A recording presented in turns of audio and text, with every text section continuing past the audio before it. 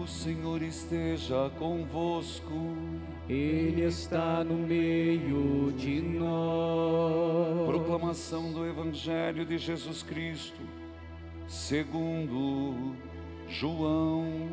Glória a vós, Senhor.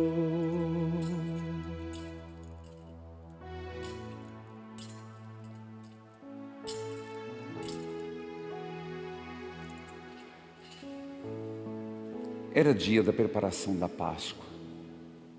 Os judeus queriam evitar que os corpos ficassem na cruz durante o sábado, porque aquele sábado era dia de festa solene. Então, pediram a Pilatos que mandasse quebrar as pernas aos crucificados e os tirasse da cruz. Os soldados foram e quebraram as pernas de um e depois do outro, que foram crucificados com Jesus. Ao se aproximarem de Jesus e vendo que já estava morto, não lhe quebraram as pernas, mas um soldado abriu-lhe o lado com uma lança, e logo saiu sangue e água.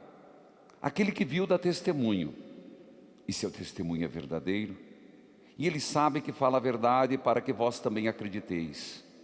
Isso aconteceu para se cumprir a escritura que diz: não quebrarão nenhum dos meus ossos. E outra escritura que ainda diz: olharão para aquele que transpassaram. Palavra da salvação. Glória a vós, Senhor. Que a palavra de Deus perdoe os nossos pecados. Amém. Teu sangue cura, Senhor. Cantemos o refrãozinho. Teu sangue cura, Senhor. Teu sangue cura com amor. Teu sangue tem poder para curar-me. Oh Deus, Teu sangue cura, Senhor. Teu sangue cura no amor. Teu sangue tem poder para curar-me. quanto nós cantamos essa música, não foi? E exatamente é isso que nós queremos refletir. Aqueles que estão acompanhando a liturgia de hoje, nós escolhemos propositalmente, porque nós começamos o mês, abrindo o mês de julho, das Santas Chagas de Jesus, de onde provém o preciosíssimo sangue de Jesus, pedindo a purificação. E a partir dali, foram inúmeras 31 missa rezada, onde nós rezamos, suplicando, pedindo que o sangue de Jesus recaísse sobre o globo terrestre, sobre todas as nações, sobre todos os povos e sobre nós. Curar a todos, porque não basta curar um. Nós começamos este mês por intercessão de Nossa Senhora do Carmo e pedimos à mãe, a madrinha da obra Evangelizar é Preciso, que celebramos no dia 16, mas pedindo que a mãe vele por nós na obra Evangelizar, os associados, mas vele por todos aqueles que querem em vida, em tudo fazer o que Ele disser, como ela pediu. E quantas graças! Então hoje, nesse dia 31, nós queremos encerrar esse mês dedicado a Nossa Senhora do Carmo, encerrar esse mês do preciosíssimo sangue, não que termine, porque a nossa devoção das Santas Chagas, ela é permanente, e lembremos que é das Santas Chagas de Jesus, das 5 chagas aparentes, que Ele decidiu carregar, que nos vem o sangue redentor. Então há muitos que estão já agradecendo, eu vejo pelo rádio, pelas pessoas partilhando, pelos Facebook, pessoas mandando mensagem, mas aqueles que ainda não receberam a graça, se aproxime sempre das Santas Chagas de Jesus e faça com a mesma coragem, aquela atitude de dizer: Senhor, faça uma aspersão do seu sangue sobre mim. Repita: faça, Senhor, faça, Senhor, uma aspersão do seu sangue, uma aspersão do seu sangue sobre mim, e sobre a família, e sobre a e família, toda a humanidade. e toda a humanidade. A primeira leitura de hoje nos fala do livro do Êxodo e faz parte da celebração do preciosíssimo sangue de Jesus. É o texto onde Moisés orienta o povo que, para celebrar a Páscoa, antes da 10ª praga, que praticamente forçou o faraó a abrir mão do povo de Israel no Egito, Moisés orienta o povo que peguem um cordeiro proporcional à família, e se a família fosse pequena, chamasse outra família junto, para celebrar a Páscoa, com o matzá, com a mistura que era própria, com o costume deles, com água salgada, com também as ervas amargas. Mas antes disso, como preparação, antes da 10ª praga, a última, a derradeira e a terrível, que foi a morte dos primogênitos, dos homens e animais, que eles pegassem o sangue do cordeiro e passassem no umbral da porta. Ontem eu não fiz com sangue, mas quem quiser, inclusive perdeu, não sei quem aqui estava comigo às 19 horas ontem, acompanhe, está lá no YouTube, o 3º dia. Semana que vem eu chamo para abençoar o sal na quinta às 19. Ontem foi a água. Eu convidei as pessoas a colocarem nas portas. Vocês colocaram? Lembrando exatamente esse gesto do preciosíssimo sangue, que lá no Êxodo era uma prefiguração, mas que quando o anjo exterminador passou para exterminar o primogênito de todos os homens e animais, e viu que na casa havia o sangue do cordeiro, passou adiante. Aqui, meus irmãos, claro que era da ovelha, mas é uma prefiguração do sangue de Cristo, que nós somos chamados primeiro a passar em nossa alma, passar em nosso coração, e por isso pedir: purificai-me, Senhor. Mas você há de convir comigo. Amanhã eu começo a Sagrada Família, ao meio-dia, nesse horário, o mês inteiro da Sagrada Família. Nossas famílias estão precisando serem ungidas no sangue do Cristo. Por isso, a devoção das Santas Chagas vai ser sempre essa lembrança, essa devoção que o Senhor pediu que nós cuidássemos. Olha que responsabilidade a nossa, que nós divulgássemos, não que não existia, mas tanto esquecida. Você já tinha ouvido falar das Santas Chagas de Cristo antes? Não. Veja como Deus suscitou. Nós temos nas Santas Chagas do Cristo sentir este sangue e colocá-lo em nossa vida, ungir em nossa cabeça, ungir em nosso coração, mas ungir também nas portas de nossas casas, mas não só nas portas, nos nossos familiares, e pedir: Senhor, que minha família seja preservada do mal. A primeira leitura fala disso, quando diz: observem o decreto, observem o que eu vos mandei viver. Já o Evangelho nos fala, se a primeira leitura fala do Cordeiro, o Evangelho também fala do Cordeiro. Mas enquanto lá é um animal, aqui é o próprio Jesus Cristo, o Cordeiro imolado, Jesus. Esse Jesus que morreu por amor, esse Jesus que acabamos de ouvir, que é tão forte pelo seu preciosíssimo sangue, que ele, além de morto, ainda recebeu a última espetada, ainda recebeu o último ultraje, o que para nós foi nossa alegria. Não só para nós como centurião, que a igreja pela tradição lembra que é São Longino, cuja imagem está no Vaticano. São Longino, o centurião, que pega a espada e abre o lado do Cristo, de onde sai água e sangue. Ele mesmo foi curado na hora. E nós somos curados nas chagas do Cristo. Filhos, quando hoje nós nos reunimos aqui, e todo o Brasil que pode pela TV evangelizar, TV em canal aberto em muitas cidades, mas pela parabólica digital, disponível para todo o Brasil, muita gente fora do Brasil acompanhando pelos aplicativos. Nós temos que pedir, Senhor, que deste lado aberto não pare de jorrar a água que nos lava, o sangue que nos revigora, a água que nos purifica, o sangue que nos nutre. Eu preciso, Senhor, dessa aspersão. O mundo precisa dessa aspersão.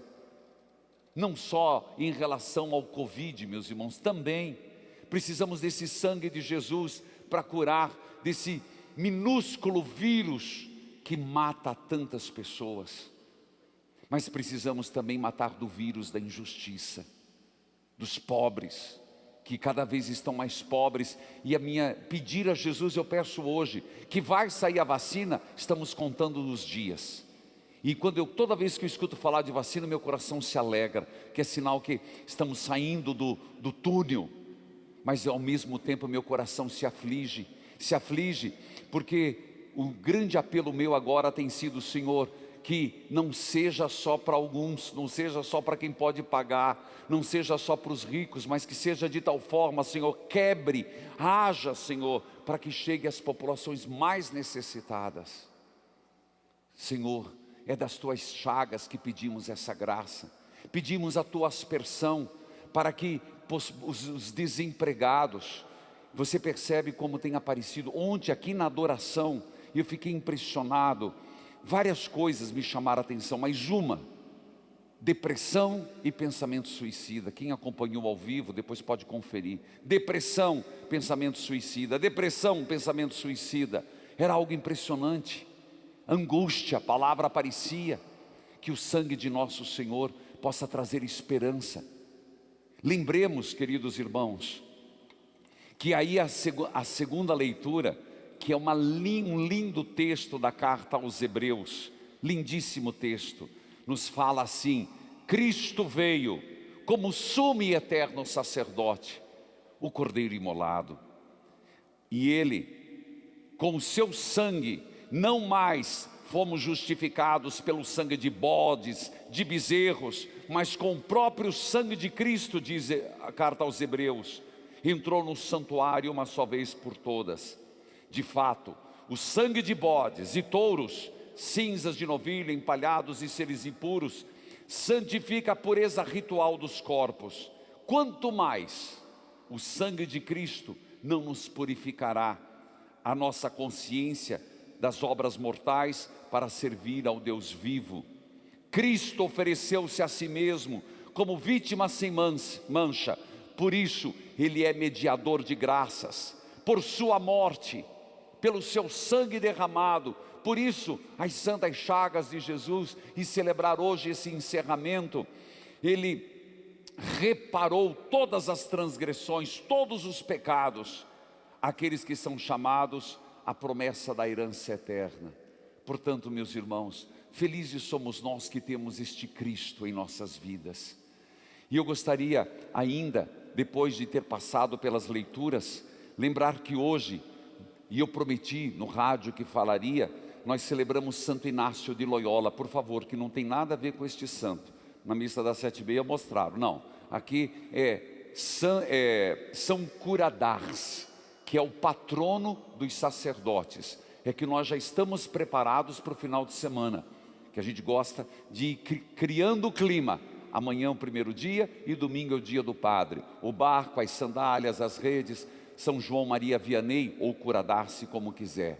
Mas hoje nós celebramos um homem que vale a pena saber da sua história, que com certeza foi no Cristo Jesus, e foi por Cristo, que ele teve a vida transformada. Um homem nobre, mas que virou um libertino. Um homem nobre, mas que virou soldado, que pintou e bordou, chegou a ser mendigo e é santo. Santo Inácio de Loyola, o fundador dos jesuítas. O Papa é jesuíta. A história desse homem lembra muito a história de todos nós, que ninguém nasce santo, mas que Cristo purifica, que o sangue de Cristo nutre. Esse homem era de uma família muito nobre, e ele era espanhol.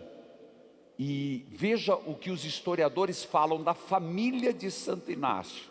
Escute bem, os Loyola, Santo Inácio de Loyola, foram uma das famílias mais desastrosas que o nosso país na Espanha tivemos.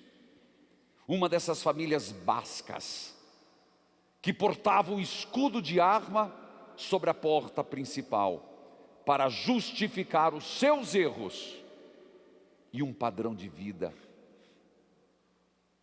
tecido no pecado.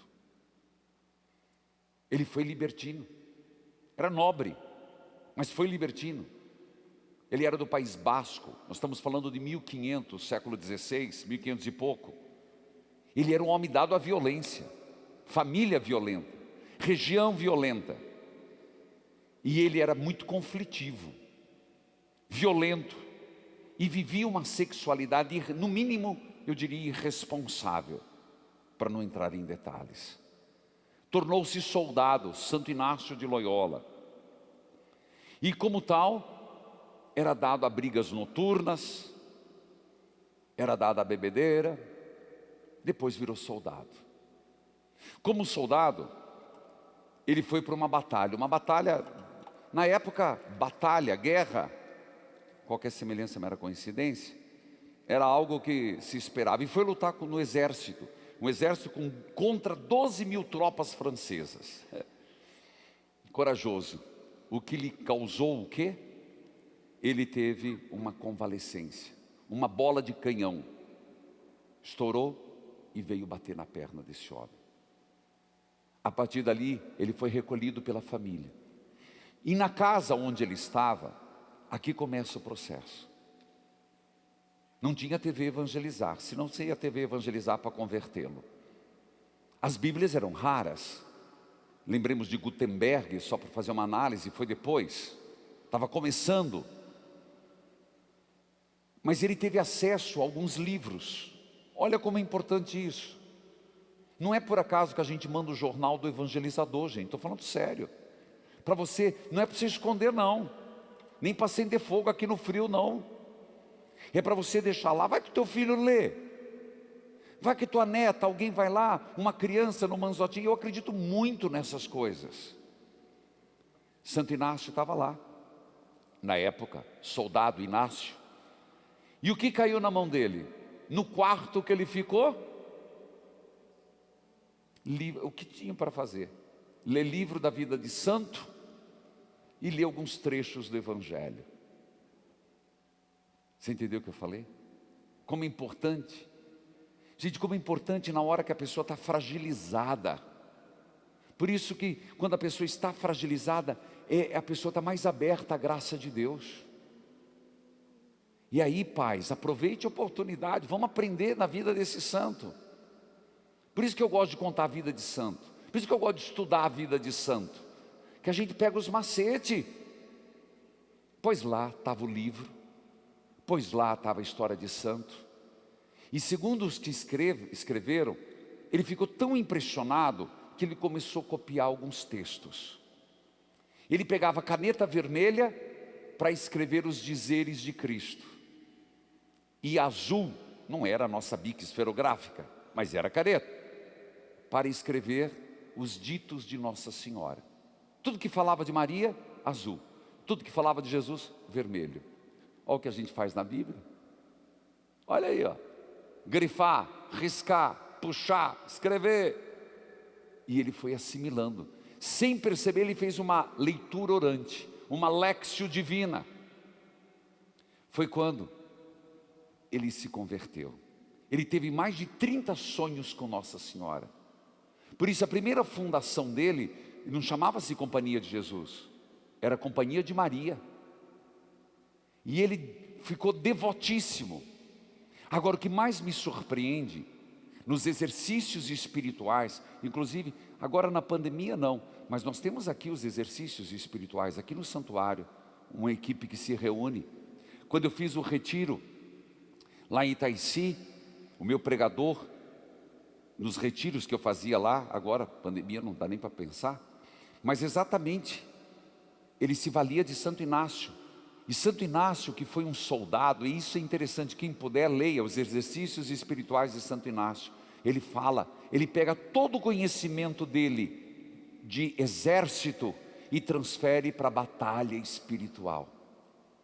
E ele começa a dizer, depois de uma grande experiência que ele teve em Montserrat, ele começa a dizer que existem soldados, espíritos nascidos do diabo. Meu filho. E ele fala disso, que existe como que soldados, espíritos que nasceram do diabo e só vêm para nos atrapalhar. Mas também há, e essa é a maioria, os espíritos que nasceram de Deus, que vêm para nos proteger e defender. Mas ele fala desses espíritos nascidos e levanta as duas bandeiras. É clássico de Santo Inácio. E depois ele vai trabalhando toda a espiritualidade. Mas perceba que esse homem, a vida dele do passado, igual de São Paulo. Deus não nega o passado, Deus aproveita o passado. E ele acaba se tornando um mendigo, um homem que vivia com roupas nobres. Um homem que era de uma família, realmente eu já descrevi, troca tudo por vestes de mendigo e se torna um convertido em Deus. Ele é famoso pelos seus exercícios espirituais. Se propôs e quis converter os muçulmanos. Estamos falando de 1523. Os primeiros companheiros que ele teve da Companhia de Jesus, que foi fundada em 1540, o Papa Francisco é um fruto disso, eram chamados dos diabos espanhóis. Por quê? Porque na verdade eram homens que defenderam em tudo a doutrina, a austeridade, a vida de oração. E quem quer levar a vida a sério, ao próprio Jesus foi chamado de endemoniado. Nos seus últimos anos, viveu em Roma num quarto. Nasceu a Companhia de Jesus, já era mais de 10.000. E portanto, somos chamados a aprender deste homem, São Inácio de Loyola, que quem puder, leia os exercícios espirituais, eu indico. Não é difícil, mas é um exercício, não é um livro de romance. São dicas de como fazer os exercícios espirituais. Portanto, meus irmãos, hoje, não é que encerramos que acabou, mas estamos aqui agradecendo. Tudo o que Cristo fez neste mês, quando tantas pessoas testemunham, eu recebi a graça.